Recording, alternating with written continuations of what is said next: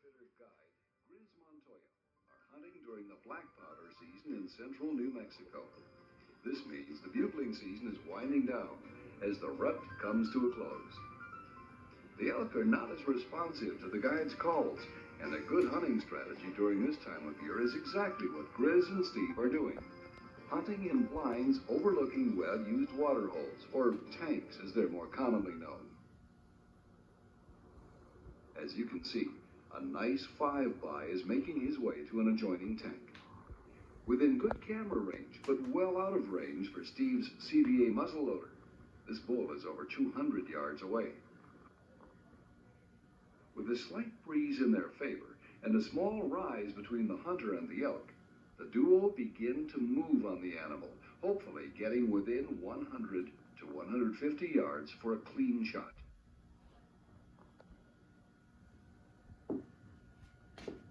This particular ranch is a large working cattle ranch with lots of beef cattle roaming its vast areas.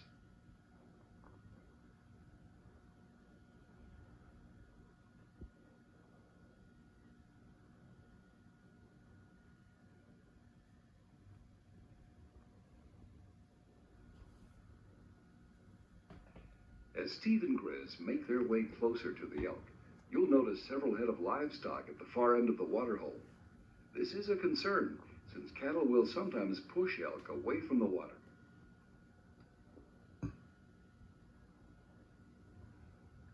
With the bull at 125 yards and quartering away, Steve rests the front sight just behind the bull's ribcage.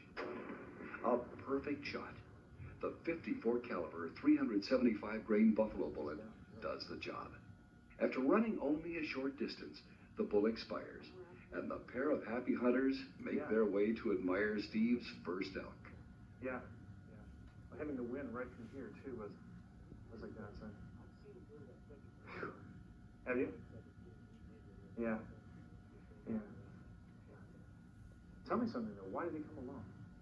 Well, why now? Because he was bugling. I mean, there's cows by the dozen up there. there's such a tremendous amount of elk in here, bulls and cows. That he just A fantastic hunt, guys.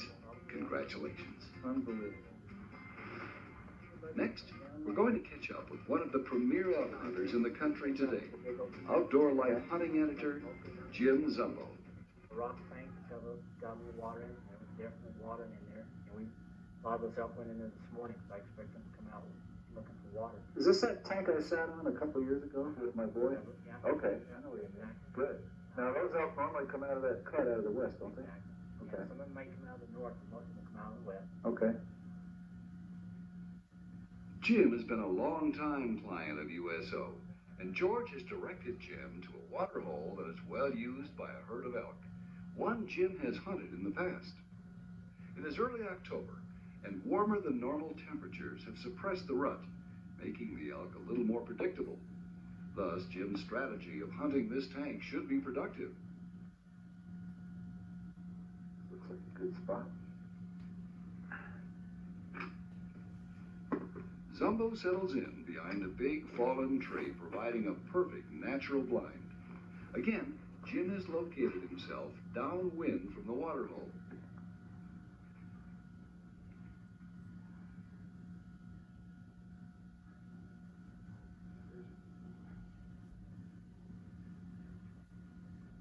Silently, with no warning, a small group of cows and calves, followed by a shooter bull, approach the tank for a drink. Jim eases his muzzleloader into position.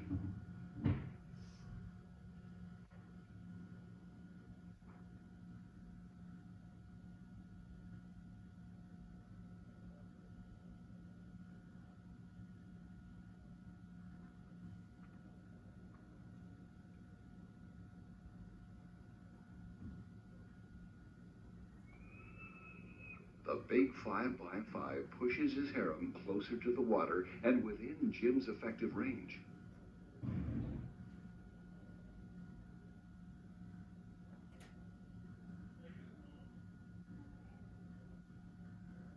Still working his cows, the bull advances even more.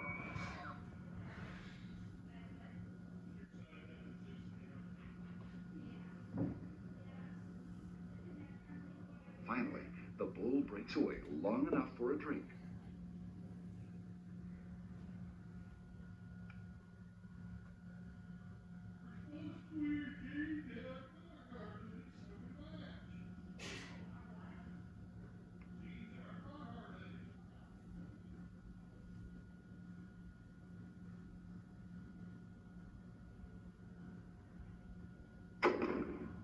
Good shot. He won't go far.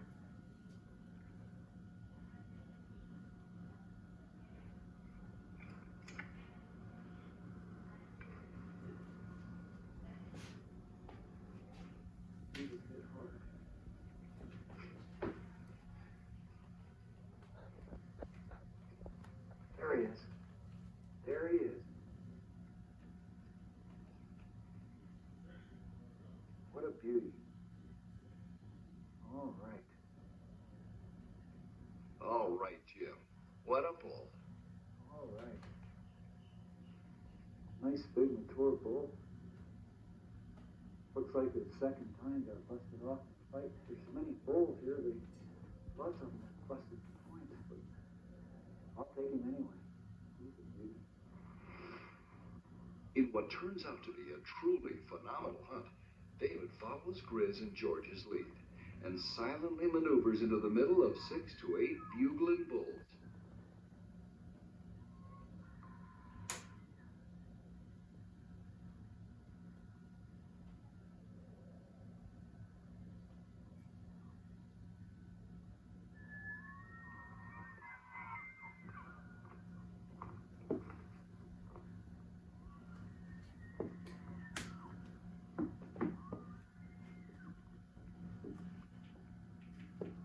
Listen to the commotion. George feels like there must be a cow in heat close by, keeping the boys riled up.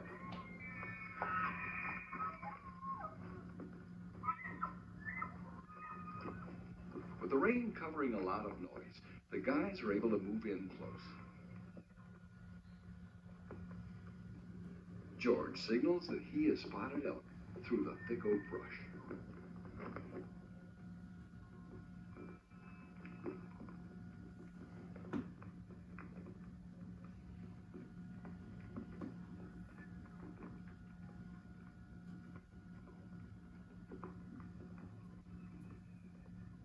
Taking no risks of getting closer and possibly busting the party, George elects to cast a few cow calls in their direction. David has the Game Tracker AFC Carbonero knocked on his Bear Majestic XLR bow, anticipating some action.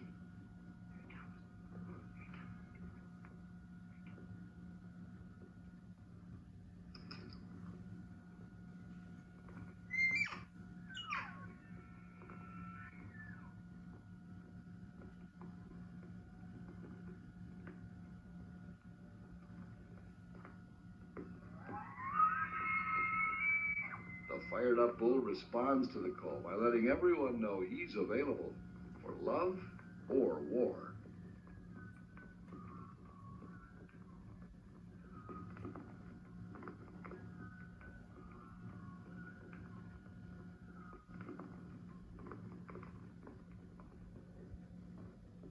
For what seems like forever, the bull stares at David and George.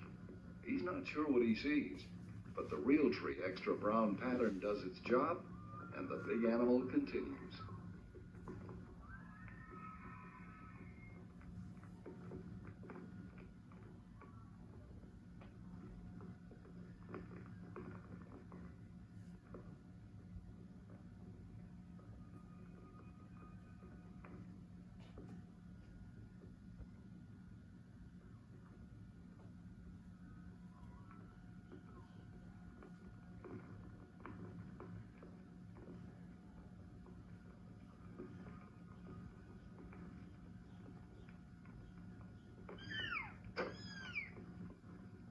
Good shot. A complete pass-through.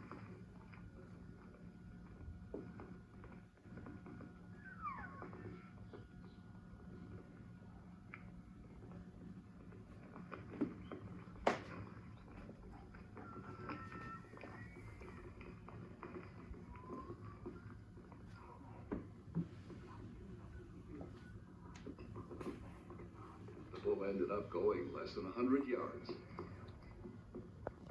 It would make a good hit on. We're going to go see what we get.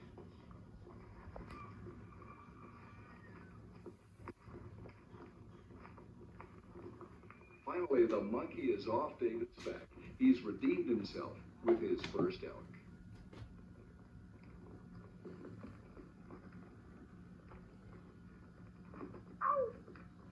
True elation is the order of the day. There is no better feeling. All right.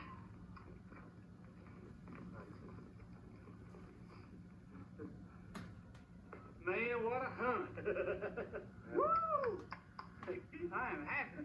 How you been, Joey? That was awesome. Redeem myself, didn't I? Yeah, you redeemed yourself. Man, what a bull.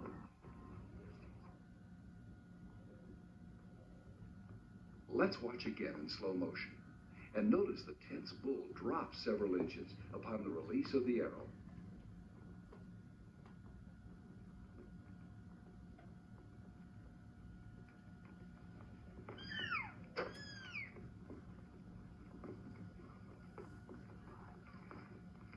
Still, the tri-lock broadhead pierces both lungs for a quick, humane hunt. Man, what a bull, George. Great bull, buddy. Good shooting. Fantastic. Thank you. Oh, that was fun. Grizz report out. He's going to get the truck. But Thank man, goodness. thank goodness. It is a waves over there. Yeah. But y'all called it right. You know, you're famous for aggressive elk hunting. Well, with us, it works because we have so many elk. You go in, you bump a bull, You come got out, it. you got more bulls, just like this morning. You know, we missed that bull this morning. We were right on this bull, and 30 minutes later, you had him again. It was awesome. I mean, the bugling, the fighting one time. We were in the middle. We walked probably 2 miles to get here this morning. They wouldn't cooperate and come our way. They always go away from us. But it was an awesome hunt. USO has done it again, George. It's a fantastic hunt. I'm just proud to be a part of it. Well, we enjoyed having you, and the boy that camel worked this morning, didn't it? Man. When that bull had us, I thought we were, but we blended in so well, he came right out there and gave us a shot. He's a buck bull, I believe. He is, no doubt. Fantastic hunt. Man, I tell you. Now let's take a look at a monster bull's profile featuring the pending world record typical elk, owned by Alan Ellsworth and taken by Lon Winters in 1968 in Arizona. Alan, I want to thank you for letting us come look at this bull. I've heard all the stories, and they're true. This bull is magnificent. Thanks, George. He is a big 6x6, isn't he? Give us a little bit of dimensions, and also, you know, where he's from and how you came by him, and it's just a tremendous story. All right. First off, this elk was harvested back in 1968 by Lon Winters. It was shot here in the state of Arizona.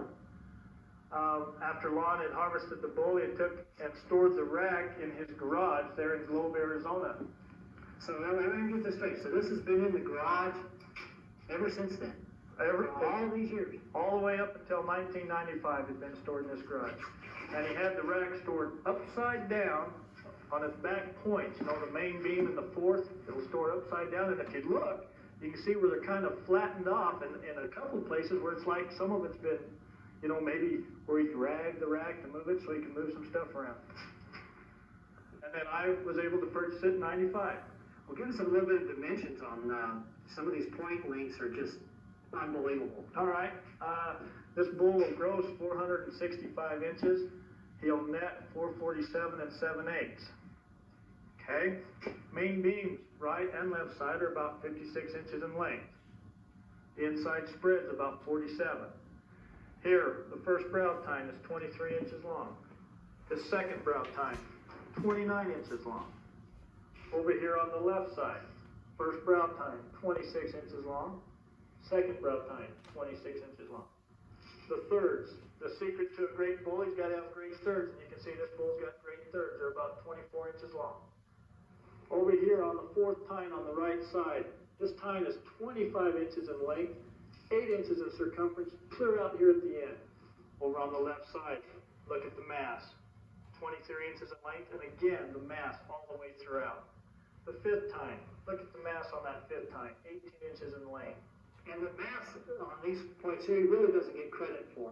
No, it's just the characteristic of the elk. He doesn't get any credit for it all. It's just his character. Just a very massive Give us a story behind this notch. I think this is an interesting point on this bull. All right, again, going back to the mass.